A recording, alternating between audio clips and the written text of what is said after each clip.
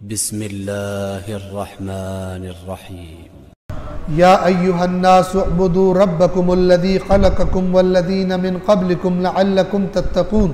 اے لوگو، مومنین کا تذکرہ کیا، کفار کا تذکرہ کیا، منافقین کا تذکرہ کیا، تین گروپس ہیں انسانوں کے۔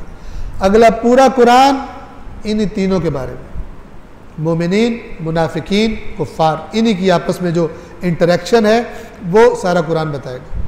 اب یہ تینوں قسم کے انسان بتانے کے بعد اللہ نے یہ نہیں کہا یا ایھا الذین آمنوا، فرمایا یا ایھا الناس، اے لوگو، چاہے تم مومن ہو، چاہے تم کافر ہو، چاہے تم منافق ہو، جو بھی ہو، جو بھی انسان ہے، اس سے قرآن کا خطاب ہے، اپنے رب کی عبادت کرو۔ رب یعنی پالنے والا، الحمدللہ رب العالمین۔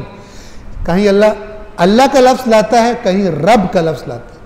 جب رب کا لفظ آتا ہے تو اشارہ ہوتا ہے کہ یہ جو تم سے بات کر رہا ہے نا، اس کے تم پر احسان ہے، اس نے تمہیں پالا ہوا ہے، اس کی ناشکری نہ کرو، اس کی بات مانو۔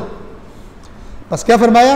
اعبدوا ربکم، عبادت کرو کس کی؟ اپنے رب کی۔ اور یہ آیت یہ بتا رہی ہے عبادت اسی کی ہوتی ہے جو رب ہوتا ہے۔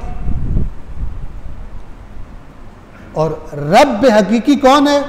اللہ وحدہ لا شریک۔ آگے بہت ساری آیات میں یہ رب والا مسئلہ بھی، جس کو آج بعض لوگوں نے خناس بنے ہوئے بعض لوگ اس رب والے مسئلے میں اور شرکیہ باتیں کرتے ہیں، وہ بھی قرآن کی آئندہ آیات میں انشاءاللہ واضح ہو جائے گا۔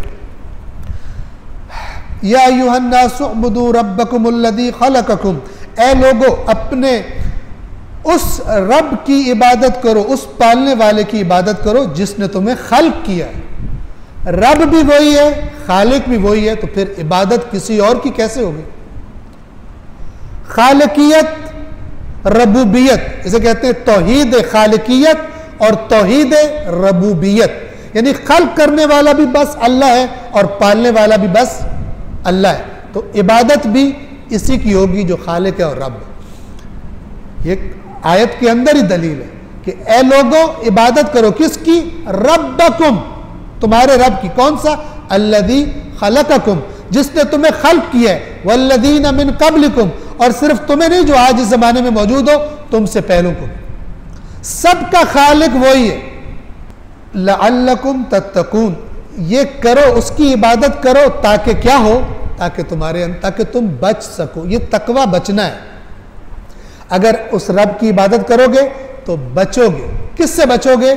اس کی عبادت نہ کرنے کا جو نتیجہ ہے بھیانک، جو عذاب ہے شرک کا، اللہ کے علاوہ اللہ کے ساتھ کسی اور کو شریک بنانے کا، اس سے تاکہ تم بچ سکو۔ لعلکم تتقون، یاد رکھیے، تقوی، متقین، تتقون، یتقون، یہ سب بنیادی معنی کیا ہے؟ تقوی کا بچنا، جس کو ہم کہتے ہیں پرہیز کرنا۔